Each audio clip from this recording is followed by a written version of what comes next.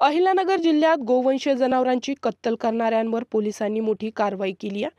Police अधीक्षक सोमनाथ घारगे यांच्या आदेशानुसार स्थानिक गुन्हे शाखेने 2 वेगवेगळ्या ठिकाणी छापे टाकले।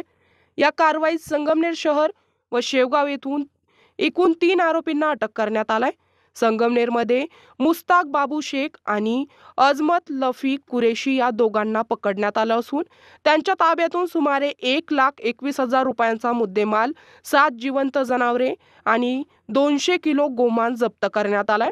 तर शेवगाव येथे शाहिद सलीम शेख या आरोपीकडून 30,000 रुपयांचा मुद्देमाल म्हणजे 100 किलो गोमांस आणि 2 सुरे जप्त करण्यात आली आहेत। एकूण 2 गुन्हे नोंदवून 3 आरोपींना अटक करण्यात आलं असून सुमारे 1,51,000 रुपयांचा मुद्देमाल जप्त करण्यात आलाय। ही संपूर्ण कारवाई पोलीस अधीक्षक सोमनाथ घारगे यांच्या मार्गदर्शनाखाली स्थानिक गुन्हे शाखेच्या पथकाने केली आहे।